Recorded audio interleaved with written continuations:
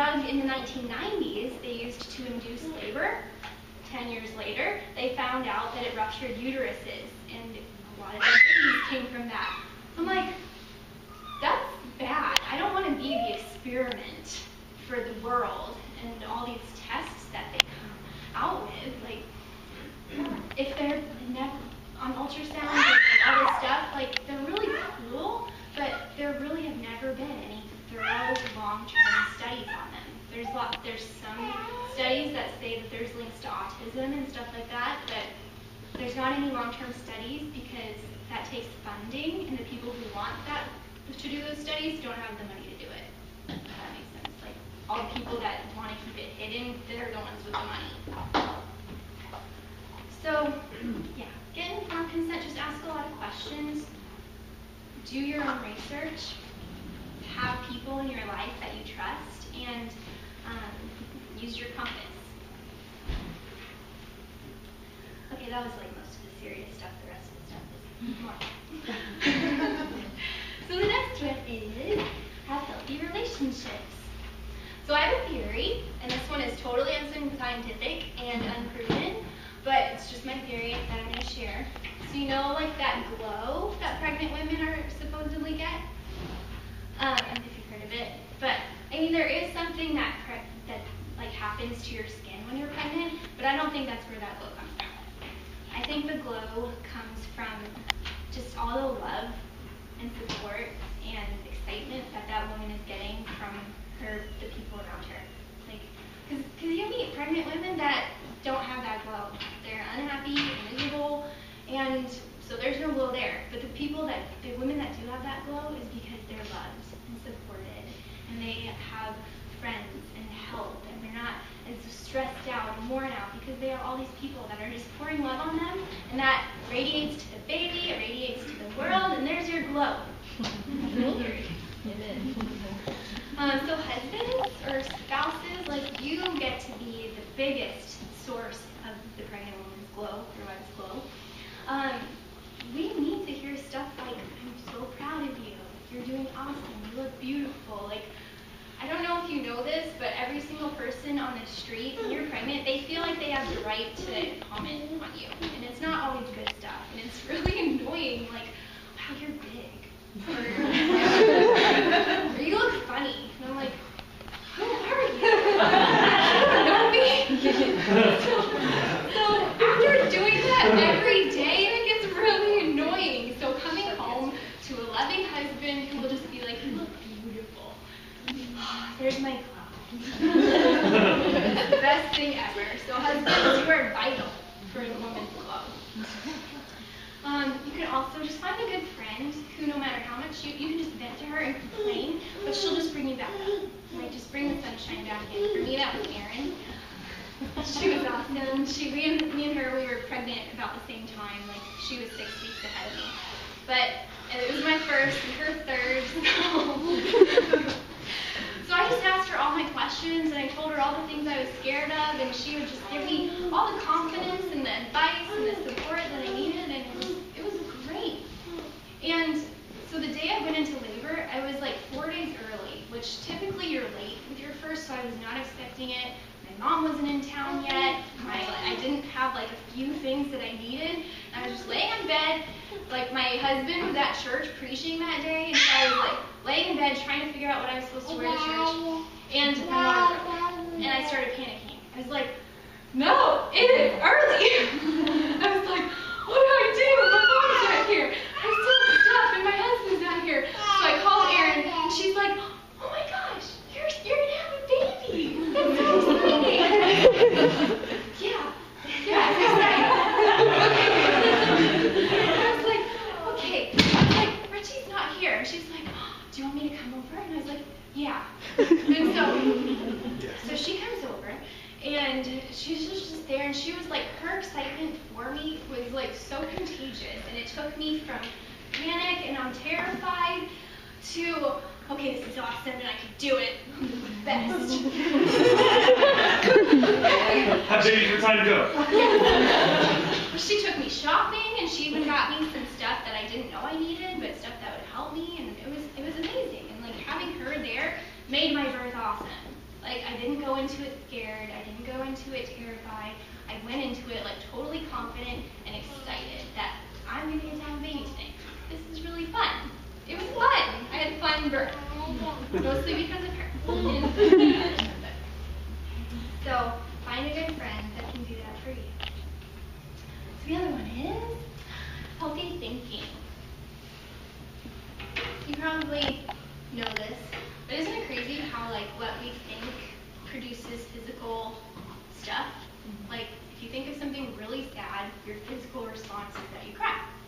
Or if you think of something really funny, your physical response is that you laugh. So our thinking has physical ramifications. So this is another theory I have that's totally unproven and unscientific. But my theory is that 90% of birth is mental. It might be 80%, but I can make it as my own statistic. It's not scientific. So let me explain that. Because when you're scared, your natural physical response is to tense up. And your heart starts beating faster. And your muscles are tense everywhere. It's really hard to push a baby out when your muscles are tense. So if you're scared, you're not going to have a very good birth. If you're just thinking like, oh my gosh, this sucks, it hurts, and oh my gosh, I'm so freaked out, and what do I do? What if something goes wrong? Your body is responding to those thoughts, making it really hard to have a baby. You're way more likely to have intervention because making yourself tense is going to make it harder and it's going to make it more painful. So you're probably going to get to the point where you're like, I don't think I can do this, and you're going to want that epidural, which is going to just kind of snowball into a bunch of other stuff, which we'll talk about later. So the good news is that you have 9 months to practice healthy thinking, practice positive thinking of like, I can do this. God made me to have babies. Women have been doing this for thousands of years. If they can do it, I can do it too. Women in Africa are having tons of babies.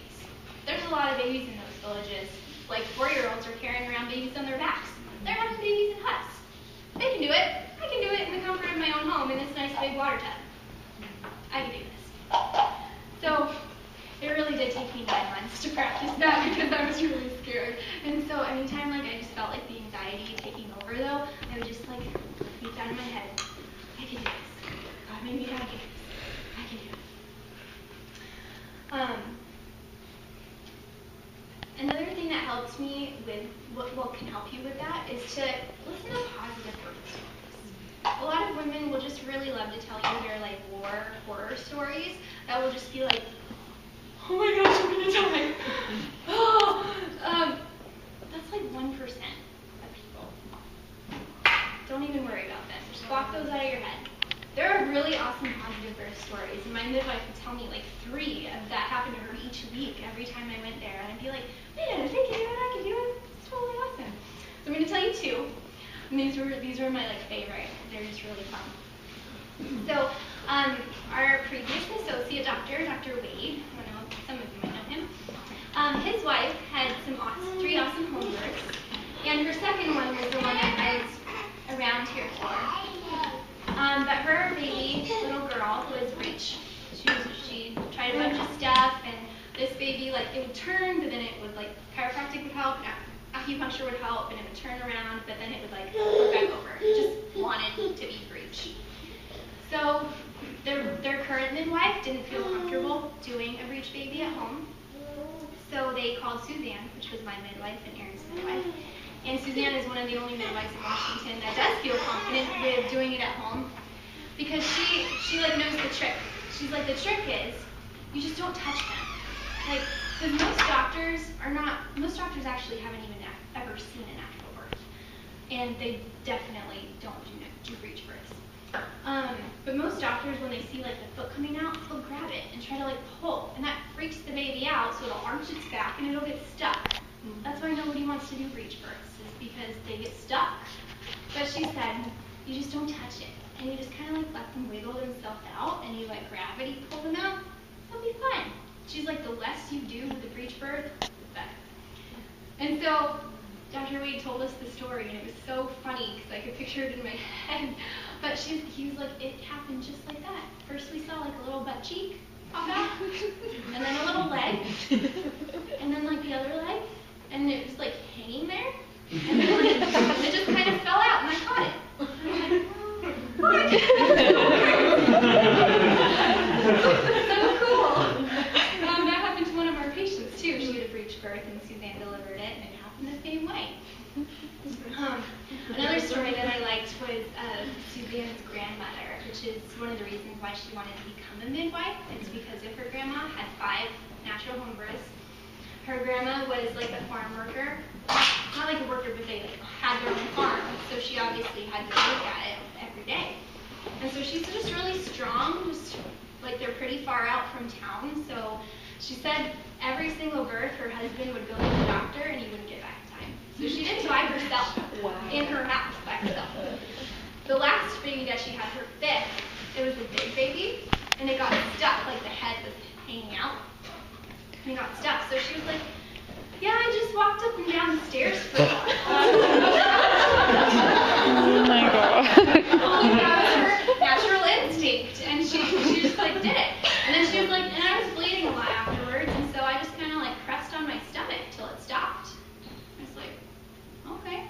Like her natural instinct told her what to do, and I'm sure like that's what she grew up with, so she had heard stories about what to do, but that's what you do when you're like hemorrhaging and stuff. You kind of give like the deep tissue uterus massage to get it back and stuff. Anyways, so I was like, if they can do that, I can just do my little water birth. So there's some awesome stories out there. Something for you when you do have a baby is, even if it didn't go exactly the way you wanted it to, try just to pick 3 positive things out that you really loved about your birth experience, to be able to tell other moms, to break this whole like cycle of horror stories that just freak everybody out. It sucks. So, and I'll tell you one thing that Erin told me that really helped too about easing fear, is that contractions are like 1 to 2 minutes. It's a long time. But the peak of it, the part where it's like hard, is only 20 seconds. You can do anything for 20 seconds. So, it'll be good. Another good thing to do is just take each one as it comes and just be really in the moment. Don't think about like how many you've had or what time it is. Just don't even worry about that. Don't think about how many more are left. Just each one, just be like, each one just gets me closer to having a baby. The more it hurts, the closer I probably am to having a baby. That's awesome. So it's just like your mental self-talk while you're giving birth, and your thinking is so important. There was my favorite moment of when I was having Silas, is I was getting a little bit tired, like towards the end of it, and I knew it was pretty close to the end. I just could tell that it was. And so like they gave me a spoonful of honey to help, and but I was thinking it in my head, and I didn't realize that I had said it out loud, but I was like, I can do this. And I don't remember saying it, but they heard me, and all my birthing assistants and the midwife, they were like, yeah, you can do it. They got so excited for me. They were like, yeah, you can. You do all things through Christ. And I was like, yes. And then like 20 minutes later, he was born. I was like, that's like my favorite moment. I was just like, I can do this. And so you can do it. All up here. Like 90% is up here. And your body has instincts. It knows what to do. So trust your body. So, I went backwards a lot. Okay. 9th one. So the 9th element of a healthy pregnancy is to do it naturally. I'm a big advocate, obviously, of home births. You can do a birthing center, or you can do the hospital if you want, but we'll talk a little bit about that. I'm not trying to like scare you or anything, like, so if you want to do it, like Erin's sister did it in the hospital and she had a great birth. So my goal is not to like freak you out about hospitals. I'm just going to give you like statistics. So not only does America rate like dead last for infant mortality, it also has a very high percentage of maternal death rates. So for some, and like people will be like, oh, like American women are different. And it's like, no, there's nothing wrong with American women. There's something wrong with the system. Like, if the system in America, where we're spending all this money, is last for babies dying and moms dying, something's wrong. In the other countries that are listed, like the developed countries, 70% of them are attended by midwives, usually at home. Compared to America, 1% is attended by midwives. 1%. It's kind of weird. So whether people want to admit it or not, hospitals are businesses. Like, they really just, they want their bed back. They want to get you in and out as quickly as possible so that they can have more people, make more money. It's just like they're a business. It makes sense. It's not a healing, healthy place. If your birth isn't progressing the way the system says it's supposed to, they will intervene. They will want to give you Pitocin, which is a drug that causes contractions, but not natural, God-made contractions. These are intense and really hard and really painful, and they put a lot of pressure on the baby, which usually, because it's more painful, it makes you want the epidural. Even if you had decided you didn't want it, it makes you want it, which an epidural slows things down, so it's like you may not feel it anymore, but your baby is still feeling it. And usually it'll make the heart rate increase, which then the doctors will be like, we gotta get the baby out, its heart rate is up. Instead of being like, well, try some different positions, and it's actually your fault in the first place that the baby's heart rate is up because you take Pitocin.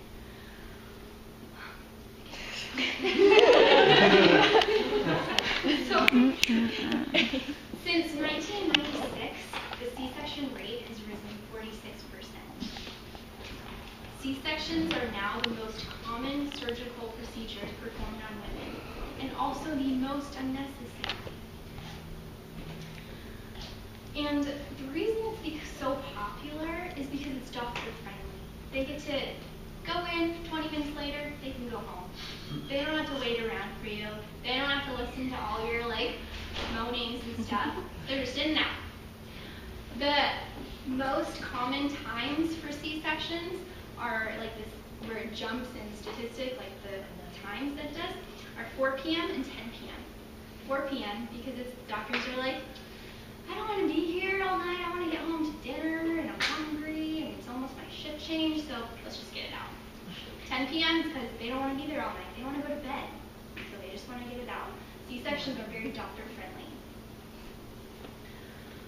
They treat it like you're getting a cavity filled. They treat it like it's no big deal, when it is a major surgery. So I have a video here. Most people don't actually know what goes on in a C-section, so I'm going to show you guys. And it's not super graphic, so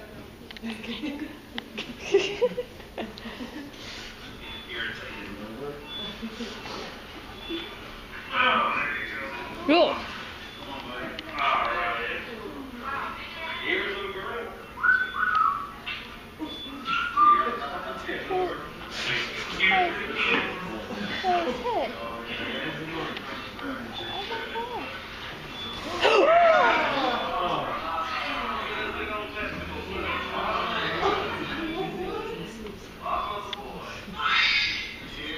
That's why you gotta get your baby checked. Okay. Oh my god. Did you hear how he was whistling? Did you see that, Julie? Do you want me to play it again? She's like, there.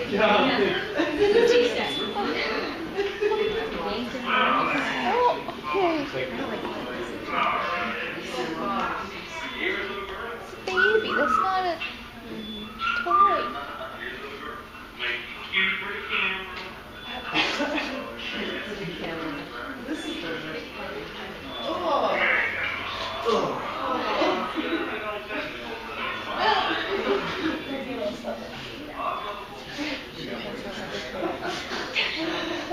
Did you hear how the doctor was whistling during that? That makes me so mad. They treat it like it's no big deal. But then did you see how they just yanked the baby out by its head and twisted? Babies have gotten their necks broken from that. Oh my gosh, that makes me so mad. That's how I was born. Oh, no, it's much better. I emerged. So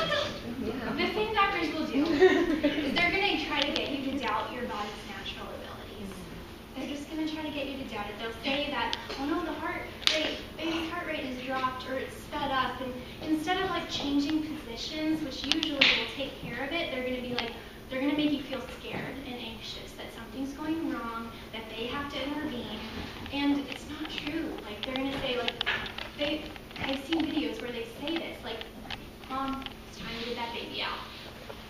No, the system does not need to tell you when it's time to get the baby out. Your body and the baby will tell you when it's going to come out. God made your body for a reason. The birth process is for a reason. So, besides being dangerous for the baby, obviously, and for the mom, like, this is an intense surgery. It's not always that bad the first one, but your second and third and those, so on, like, those get really dangerous. They say your organs can move around where they'll cut you open, and sometimes there's your bladder, and they have no idea. Like, that's dangerous. The best thing is just not to get it one in the first place. So, besides like being dangerous, there's a lot of natural benefits that a C-section is taking away from the baby and the mom. So when your baby is coming down the birth canal, that is where it's getting all of its gut flora. You heard of gut flora? Like, so this is like the scientific stuff that I'm not good at, so you have to look it up, but I'll explain it over for you. Gut flora is basically like the bacteria that lives in our stomach that we need for like our digestion, for basically like to live. You need good gut flora. And they're seeing a severe decrease in gut flora, especially with C-section babies, because that's where you get it, is in the birth canal. Like, in that canal, that's where you're getting your initial gut flora. Children with damaged gut flora are more susceptible to disease and vaccine damage, as well as autism and allergies and IBS and tons of gut problems. And so that's another reason why it's important to eat healthy for the mom, is because you're going to be transporting some of your gut flora to your baby. Take a lot of probiotics, so that'll help. So that's one thing that you're losing with a C-section. Another thing is also I couldn't figure out what it was called. My midwife told me about it, but I can't remember. But there's that moment where the baby's head is out, and it's almost like there's a pause, like a natural pause. You have to wait a couple minutes sometimes before the next push to get the baby out, which a lot of doctors don't want to wait for that. They just grab the vacuum or the forceps and yank your baby out. But that pause is super important for your baby. It is kind of, I can't really explain it very well, but it's constricting your baby's lungs, which is naturally getting the fluid and stuff out. So you don't need that suction stuff that is like, just imagine like being your first day on earth and somebody's poking something in your nose. That's not very pleasant. So you don't need that if you have that pause. You see how they had to do it for the C-section? They didn't have that. It also takes away that first crucial bonding moment, and it's not just like a psyche thing, it's like a physical need for it too. Like when your baby, immediately just put it on your chest. Like when it's put on your chest, it starts absorbing and breathing in your microbes, which starts building its immune system. So skin-to-skin contact is super important right at first. That is creating your baby's immunity. It also takes away the biggest oxytocin high a woman will ever have. It is the best feeling in the world. Like as soon as it's like over, you're like, oh my gosh, I could just climb a mountain right now. That was so awesome. I'm having a baby. And it's just like a hormonal thing. Your body just produces a bunch of oxytocin, which makes you feel like the happiest person in the world. You don't get that with C-section. That's a really fun thing. Like that's what makes me look back and be like, that was fun. Like, that was awesome. So not that it wasn't hard. I still remember that it was hard. But anyways, a woman is just changed after giving birth. Like she is powerful and she's strong. And doctors are taking that away from us just because they want to get home to dinner on time. That's wrong. It's so wrong. It'll give you the strength you need to be confident that you're a good mother, that you can raise these kids the way God wants you to. So, I know that there are some common fears with birthing at home, myths and stuff, so I wanted to address a couple of those. Like, most of it's like, what if something goes wrong and you can't make it to the hospital in time? Super rare. It's like 1%. But first of all, midwives are highly trained, and you can interview midwives and get one that you feel like you're comfortable and confident in, and ask like her track record. Richie was like, just asked her flat out, so like, how many babies have you had? You just asked her, and she was like, none. You're like, that's pretty good for like 1,300 birds, natural birds. That's a really good rate. They are very highly trained, and they have been around natural births, so they know what it's supposed to look like. And she was really awesome, and she was like, usually we can tell if something's going to go wrong way before it does. And so they can tell, like, while you're in labor, throughout the whole thing, if this is like, it's not going the way it should go, we should just get you to the hospital just in case. They're very professional about it. They're not going to risk your life or your baby's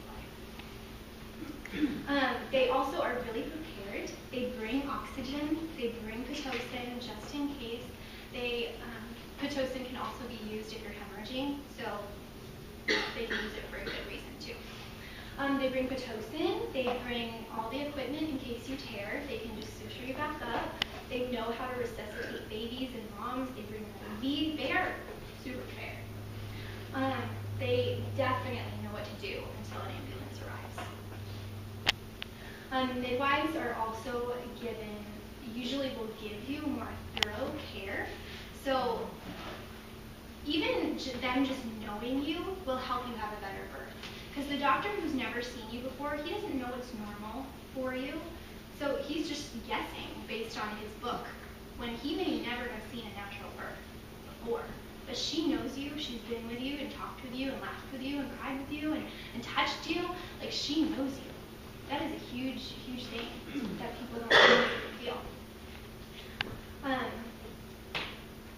Yeah, so we also were able to get a really awesome one that was really knowledgeable in like how to do things God's way instead of man's way. So she was able to give me like all of the nutrition stuff I needed and like how to avoid those leg cramps and how to get your iron back up through natural ways and stuff like that. One thing she had to do for me, I actually did start hemorrhaging afterwards, but she had told me that that's pretty normal for your first birth.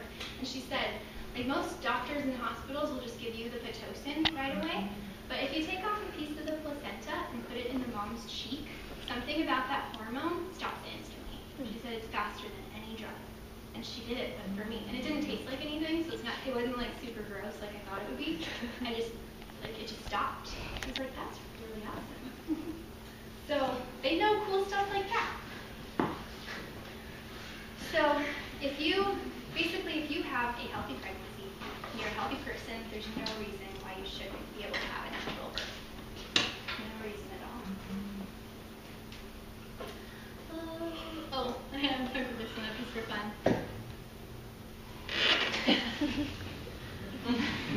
There's a Jim Gallagher, or how do you pronounce his name, on Netflix, his Mr. Universe comedy act. He talks a lot about home births because his wife did that. And he's like, yeah, you don't have to put on pants. People just think I'm lazy. He's like, what, you didn't want to get dressed, go to the hospital? He's like, what, you didn't want to wear a gown that somebody died in yesterday? So you should watch it. The next one is, this one is after you've already had the baby, so it's not really about pregnancy, but fight for your baby's health, because you're the mom. Nobody else is going to care as much as you are. The world has its normal way of doing things, the man way of doing things, and it's not always the best way. And so you're going to have to stand up and fight for your baby, and you're probably going to get a lot of crap for it. Like a lot, just from everywhere. From the government, like threatening to take your kids away sometimes in extreme cases that I have heard. Just fight for your baby. So the first way is to have a newborn chiropractic check. There was a study done in Germany on, I think it was 1,500 babies, and 85% of them were all born with some kind of subluxation in their neck or their spine. Just because the birthing process is pretty hard, like it's intense. And so get your newborn checked just by a chiropractor, just to see if it's okay. Dr. Collins, he'll come to your house or come to the hospital story. So Silas got adjusted when he was 2 days old. Chiropractic for kids, again, it just helps their nervous system, so it helps their body just function the way it's supposed to. So it can help with things like colic. It helps Silas's latch. He wasn't latching very well for nursing. It helps that. It helps digestion. It helps them not sleep. It helps them sleep better and eat better, and just, it helps them not be crying all the time. Like, I don't know, chiropractic babies tend to be happier and healthier. So get them checked. The other one is, I say don't vaccinate, but you should research it and make your own decision. So the purpose of vaccines is to build antibodies. Is to put something in your system, like a sickness or whatever they call it, and your body will build antibodies to be able to fight that and to like build its immunity. Babies don't start making antibodies until they're 6 months old. They get it from their mom. They get antibodies from the milk and stuff. But most hospitals, like immediately within their first week of life, they want to give your children the hepatitis vaccine, which you can really only get by having sex. And what was the other name? Intravenous drugs. Yes. I'm like, totally unnecessary. And, oh, where's the brochure here? You guys can take this home. I have a bunch of stuff I can take home with you. So, at birth, yeah, they give you the hepatitis B. Before they're 6 months old, they've had 1, 2, 3, 4, 5, 6, 7, 8, 9, 10, 15 vaccines. None of them are doing squat because your body doesn't make antibodies until it's 6 months old. So that is crazy. Don't do that. And if you choose to do it, I will still be your friend. Just research it first. Yeah. So the vaccines are just full of preservatives, full of really toxic stuff, full of mercury. Kids are really sick nowadays, and these vaccines have not existed until like just these past 50 years. And in the past 50 years, autism rates have risen. Like, I can't remember. It used to be 1 in every 10,000. Now it's 1 in 50 kids have autism. It's a lot. It's a big change. So they just overload your baby's system with really toxic stuff. So if you do want to vaccinate and you decide that that's your choice, that's fine. Maybe you can decide to spread them out so they're not getting like 6 at once.